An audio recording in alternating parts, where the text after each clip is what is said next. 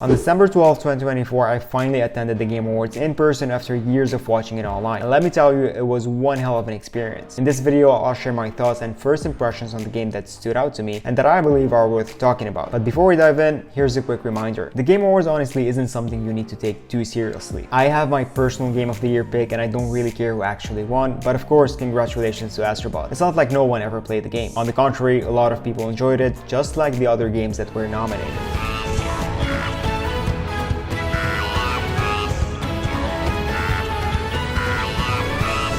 At the end of the day, you can't satisfy everyone, and that's completely normal. Everyone has different preferences, so some will agree and others won't. That's just how it is. I see the event less as a competition and more as a celebration of gaming. An opportunity to honor the hard work of developers, the passion of gamers, and to bring the community together. Plus, it's a fantastic platform for new game announcements, giving smaller studios and lesser known titles a chance to shine and find their audience. Now let's talk games. The Witcher 4. CD Projekt Red unveiled their next big open world RPG with an absolutely stunning cinematic trailer, The Witcher 4, the sequel to The Witcher 3 Wild Hunt. This time it looks like the story is continuing with Ciri at the center. And let me tell you, the crowd went wild throughout the entire trailer. Let me show you some of the incredible reactions.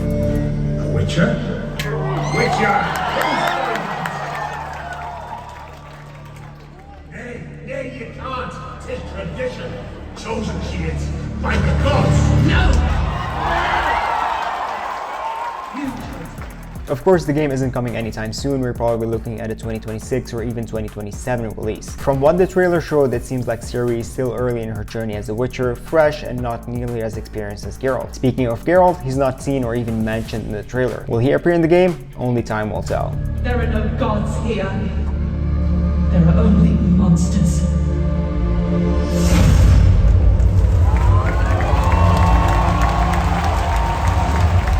Elden Ring Night Train. Listen, even though I've never played Elden Ring, I just bought it recently, there was absolutely no way not to get hyped about this reveal. The crowd went insane during the announcement. It was pure excitement. From what they showed, it looks like they included plenty of actual gameplay footage, and honestly, it looks so much fun. The scenery and environments were absolutely stunning. This game is 100% on my radar now, and for the crowd, it was an absolutely shocking and unforgettable announcement. Little pillager, bent on stacking the lands of gold. I will swat away. The Outer Worlds too, I'll be honest, I'd never heard of the Outer Worlds before this reveal, but I was definitely surprised when this game was announced. I'm not entirely sure what I was looking at during the trailer, but one thing for sure, it looked fun. The weapons, the environments, and the overall vibe had a unique and interesting feel that caught my attention. With the release date set for 2025, this one has definitely made its way onto my list of anticipated games. In 2025.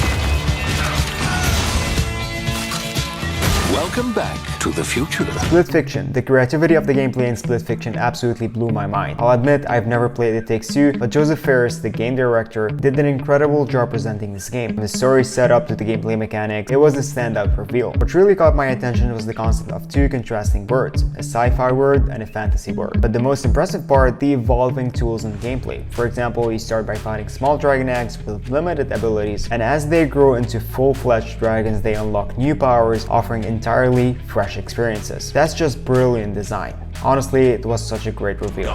Excuse me?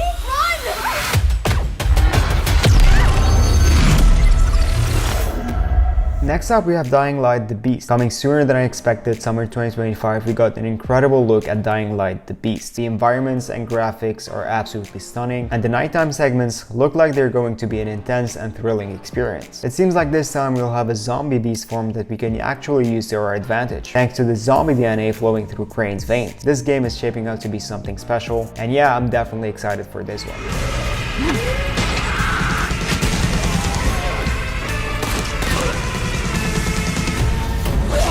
Game of Thrones King Roads. This reveal was shocking, but not in a good way. After the failures of Multiversus and Suicide Squad killed the Justice League, WB announced they would shift focus to their profitable franchise, one of which is Game of Thrones. Naturally, I was excited when they revealed Game of Thrones King Roads, but here's the catch. It's for mobile. I didn't even realize it was a mobile game until I was working on this video. While it's great for mobile gamers, I really think WB should also focus on bringing Game of Thrones to consoles and PC. I was hyped for this one until I found out it wasn't the experience I was hoping for. Like it or not, winter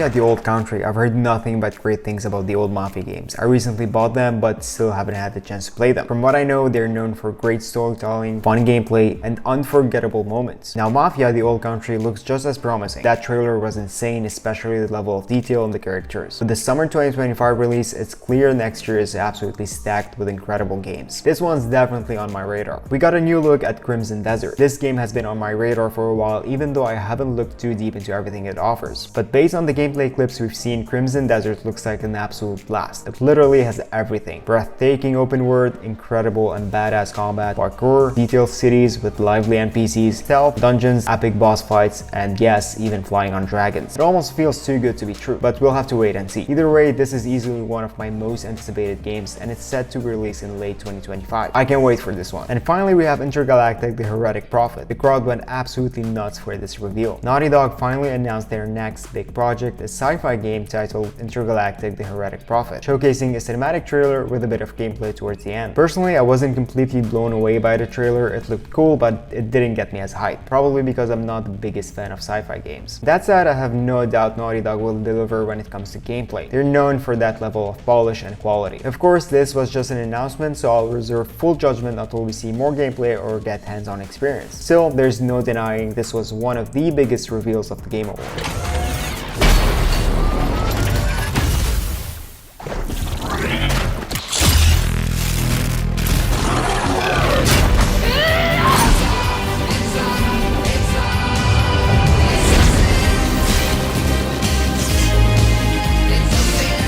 Being there in person, that's a feeling you have to experience for yourself. The energy in the room was phenomenal. The excitement, the crowd reactions is something else entirely. I'm incredibly grateful that my first time attending the Game Awards happened to be during its 10th anniversary. It was absolutely worth it. If you ever get the chance, you need to go. It's an experience you will never forget. That's it from my side, but now I want to hear from you. What did you think of the Game Awards, and which of the revealed games are you most excited about? Let me know in the comments. Game of the year is Astro Ball.